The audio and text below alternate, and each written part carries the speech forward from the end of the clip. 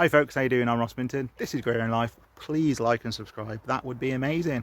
Looking at my YouTube thing the other day, there's something like 80% of my viewers don't subscribe. So if you could do that, that would be amazing. Interesting day today. Interesting day.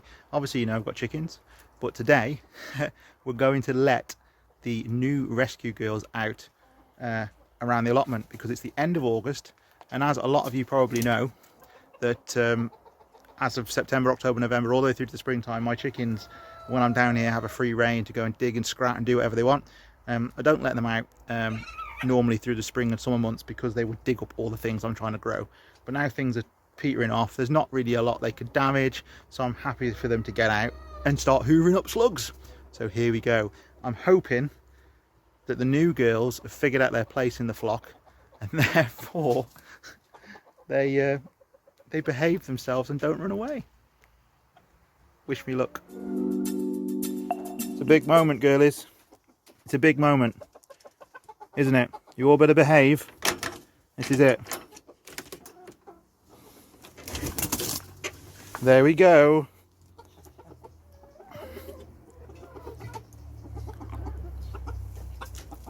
Now my two big girls, they should know all about being around on the allotment, and the boys obviously do. So you need to teach the rest where to go and what to do. Try not to fight too much, please. And then what I will do is I won't feed them now till I leave, so hopefully they hear the food and I can get them back in the run. Doesn't always go smoothly. I probably will have an escapee. I normally do. But as long as they don't get too far away, I should be okay. I should be okay. Fingers crossed. So I've been looking after chickens now for a while. I had chickens probably for the first time 12, 13 years ago, and I had them at home. But now I rent my house. On my old house I used to own it, so I could have chickens, but now I can't have chickens at home because obviously I rent and not allowed to with tenancies and stuff. So obviously I have my chickens down the allotment. So I know both. I know keeping chickens at home and I know keeping chickens down the allotment.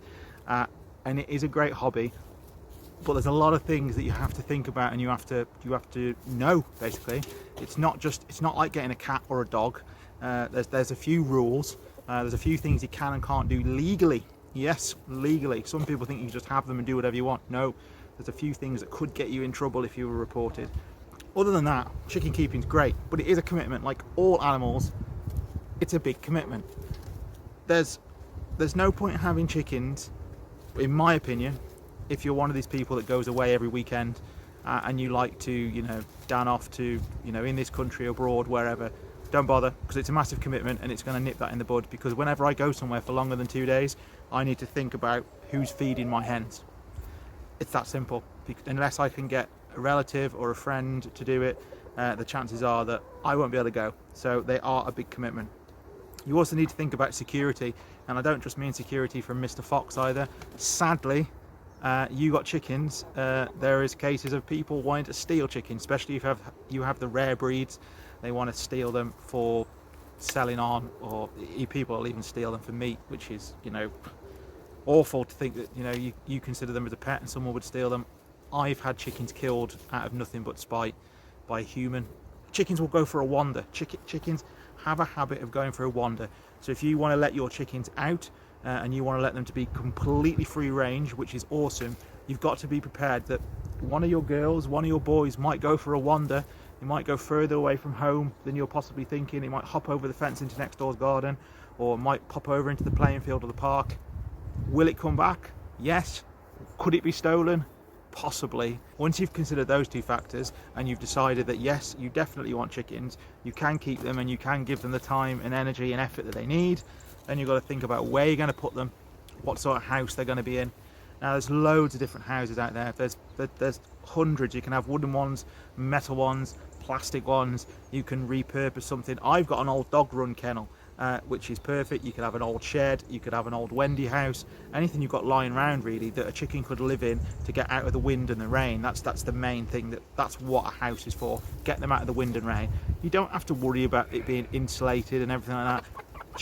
Chickens are pretty versatile birds when it comes to climate. You know, they adapt, they overcome. Coldest it's been down my allotment is been -9 in the last few years, and the chickens are fine in a wooden dog kennel.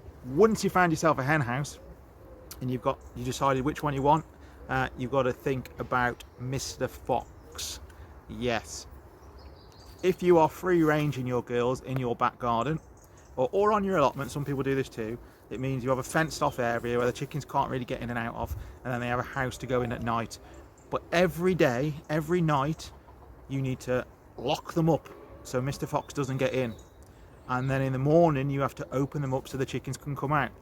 Now, there's good and bad in this. For me, it's no good because I'm on an allotment and I don't come down here every day. I come down every 2 days. So my chickens have enough food and water for probably about 3 days. I come down on the second day, I top everything up, I check everything over. And because they're in an enclosure, which is pretty fox-proof, you're never 100% fox-proof. It's pretty fox-proof. Because at the end of the day, if a fox wants to get in, it will get in. Foxes will chew through wood, wire, everything to get in if they really, really want to.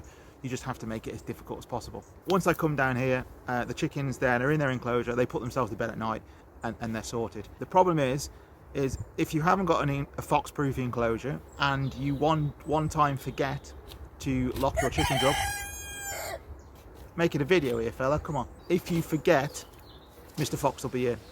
Many years ago, I once come back from the pub and I was a little bit drunk, a little bit tired. I just fell asleep on the sofa, went to bed, forgot completely about the chickens, woke up the next morning, fox kill. I was gutted. It's my fault.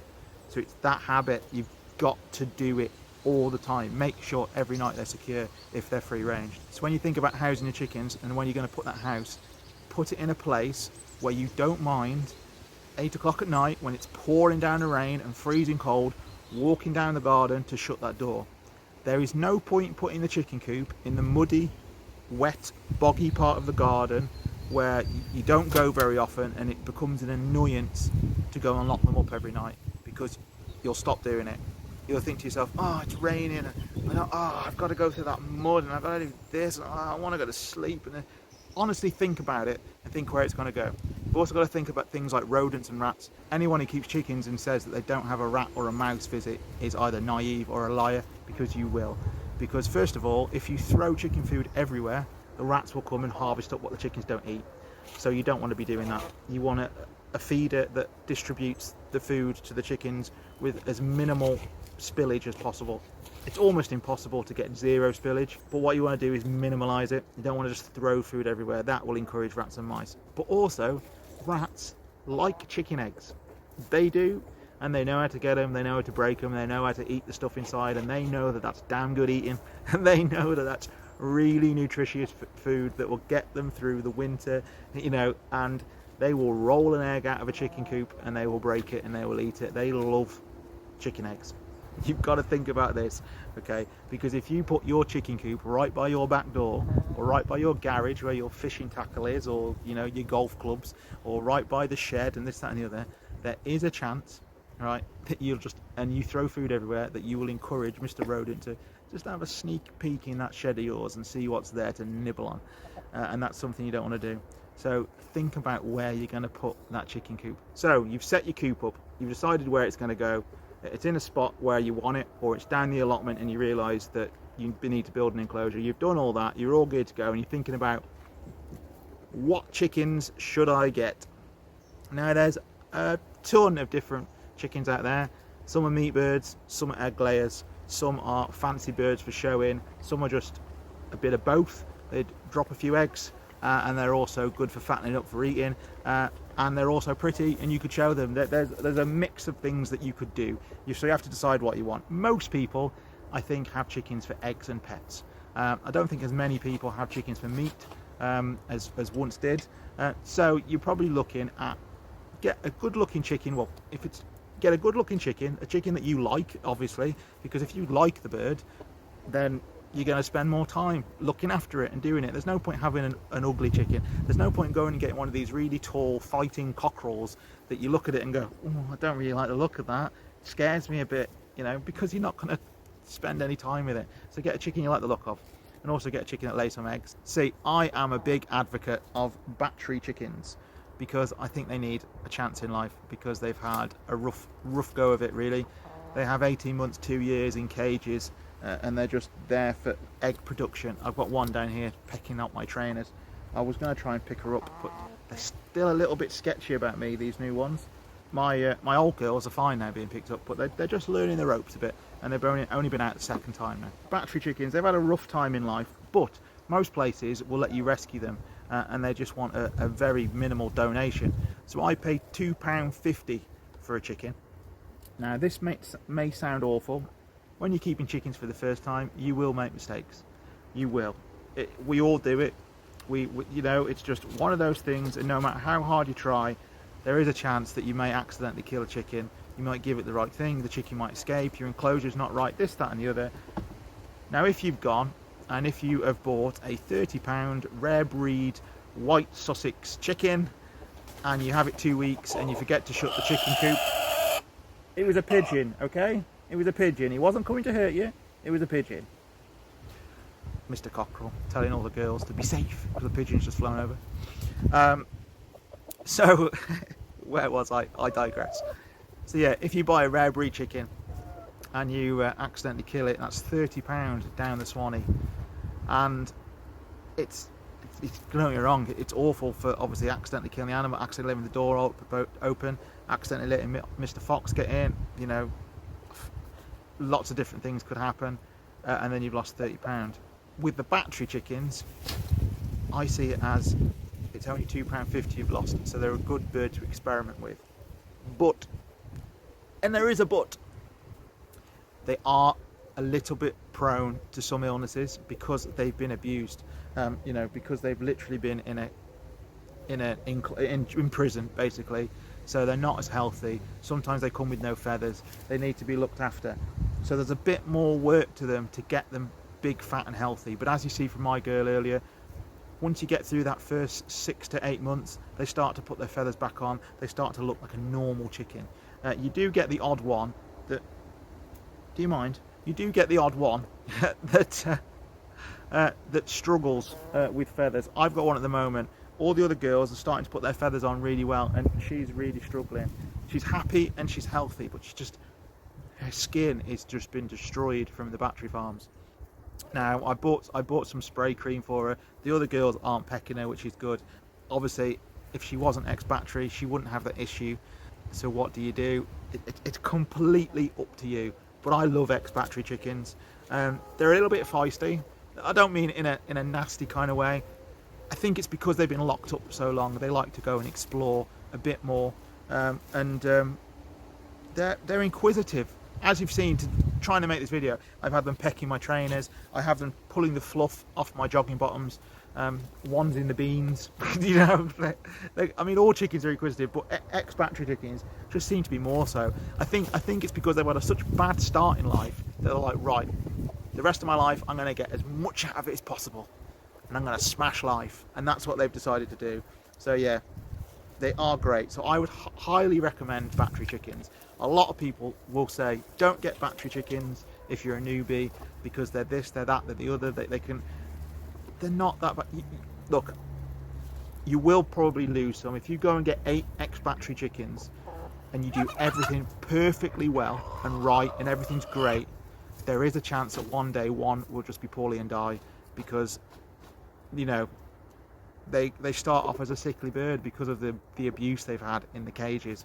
So that is a sad part. That is a sad thing about it. But there's no guarantees when you buy a chicken anyway that you're not going to get a chicken that just drops dead. I mean, sounds horrible this. Humans, we just drop dead for no reason.